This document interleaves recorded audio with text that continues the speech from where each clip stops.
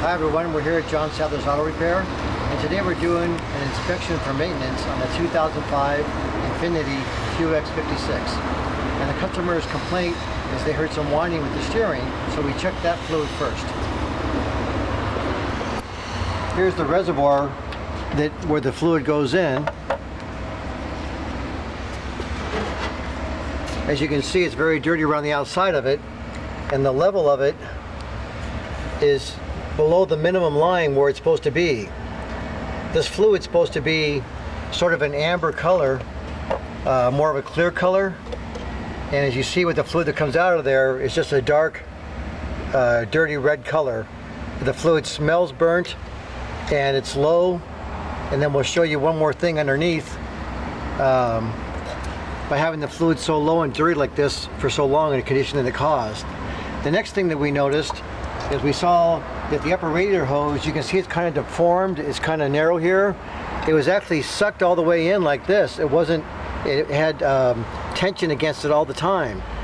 And what we found out is the radiator cap in the recovery tank were not letting pressure off, and it was causing this hose to stay sucked in all the time, which is not good. The cooling system, it cannot flow coolant. The next we look at the brake fluid, and we saw the reservoir was pretty full, but the fluid inside there is again very discolored, very dark. It's about halfway down from the maximum line. And if you look at there's a screen that keeps the new fluid clean as you pour it through. This is all discolored and all dirty. Again, this should be like a clear amber color. So the next thing we went to do, so that covers the power steering, the brake fluid. The coolant is a green type coolant. It wasn't until 2006 that Infiniti went to a blue type coolant. So this coolant smells very old, looks like it's never been changed. So we're going to drain and refill this. The next is we check the transmission.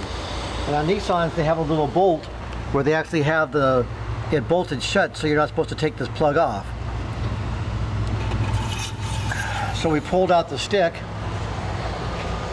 As you can see, the fluid's very brown. It's got a bad burnt smell to it.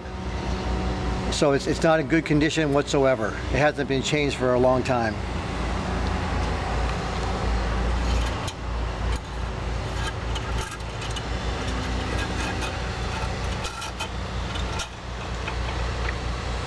So in a quick recap, it looks like it's never had the power steering fluid changed.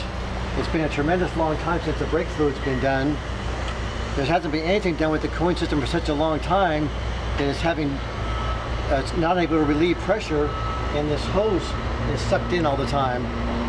And the fan clutch was running a lot, and the fan clutch is going to run a lot because it can't tell which temperature the engine's going to be. Now we're going to take a look underneath.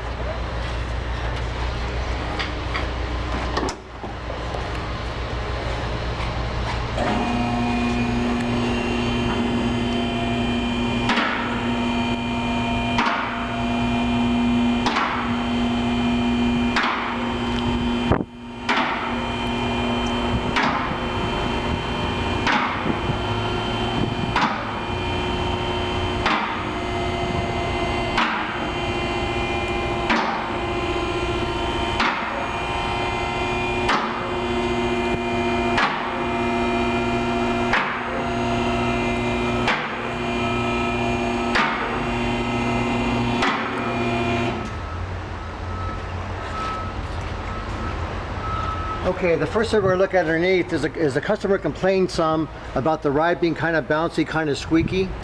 And so the first thing we did is looked at the tires, and we saw that the tread of the tires, it has a fair amount of cupping on these outside and inside edges. And what the front strut does is it holds the tire on the ground, physically down on the ground. So it's not performing as good as it should. And one of the ways you can tell is it has a stopper on the frame here. And you can see the stopper is real shiny here. So the front suspension's been bottoming out a lot. And due to the strut here, it's not physically leaking, but it's just weak. So it's unable to hold the tire on the ground. And the way we verified that is to look at the cupping of the tires, and we looked at the rubber stopper where the vehicle is bottoming out too much.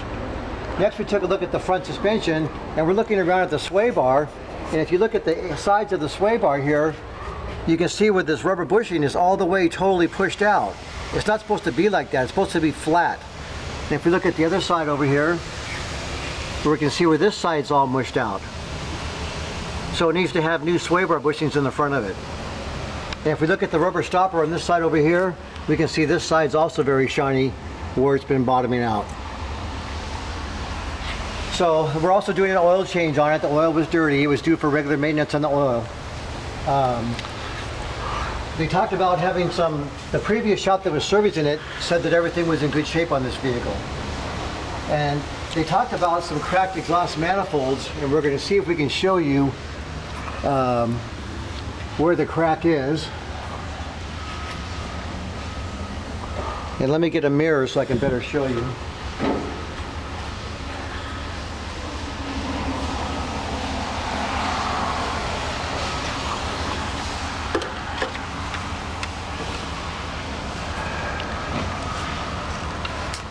So there's a crack right here at the rear of the manifold where you see this line going up here. The manifold actually has a crack right there. There's no soot, it's not leaking there, it's just physically cracked. So this exhaust manifold hooks directly into the catalytic converter as part of a whole assembly here. So we're going to refer them to an exhaust shop to have that looked at to see if that can be welded or what needs to be done with that. The other side is the same way. And I'll see if I can get you.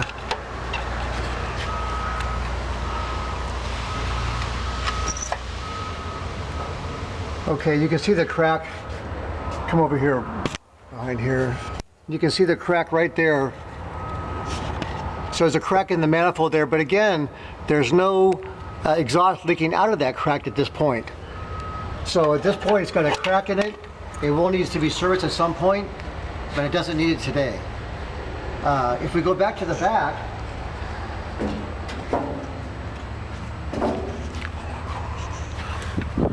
we can see that it has airbags for the suspension in the back, and then it has a stopper for the suspension on the rear also. And you can see it's pretty shiny here where the rear suspension, where the rubber stopper here has been bottoming out quite a bit on the stopper. So at 100,000 miles, the suspension is just a little bit weaker than normal, and it's giving it kind of a saggy, mushy kind of a feeling. And you'll get some creaking, you'll get some noise and some things like that also. We'll check the other side here. It's the same way. It's been bottoming out quite a bit on that marker. That's usually not very shiny, so it's been bottoming out a fair amount on that. Next we went to the differential fluid.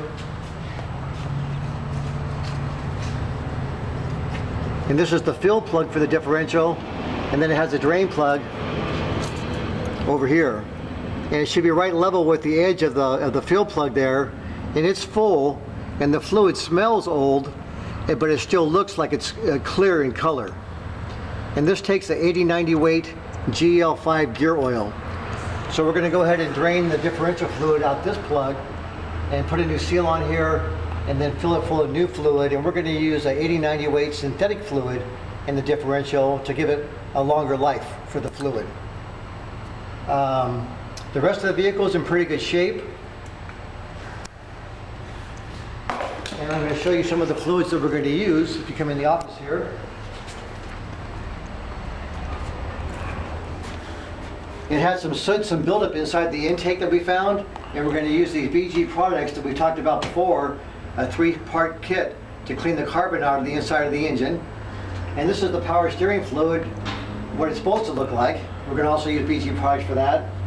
Then we have a seal ring for the transmission drain plug where we're going to drain that, and the seal ring for the differential plug. We're going to put new spark plugs in it, and we brought those right from Nissan. The sway bar bushing, you can see how this is nice and flat. It's not all kicked out as the other one. And then we use Wix oil filters. It calls for a Type J Nissan transmission fluid, but they've upgraded it to a Type S now, and this is the current fluid that this vehicle takes. And the upper radiator hose, you can see that this hose is nice and round. This hose doesn't have any in a flattened out area where the other one had been sucked in so long. And so to solve the problem of not being able to relieve the pressure, we have a new reservoir cap and we have a new radiator cap, both from Nissan also. So we're going to do all these fluid services and put this vehicle back into good shape again. It does have another problem with the braking, and we're going to change the brake fluid first. And what you have to remember is there's very small passages in the ABS system.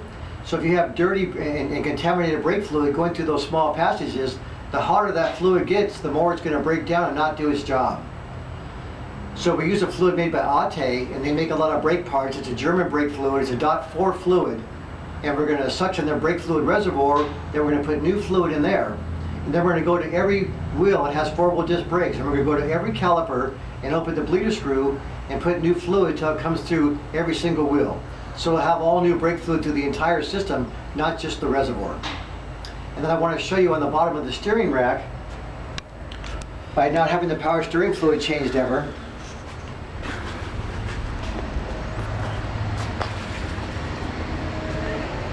come around here to the back of it here. Let me get a flashlight so I can show you on the bottom of that.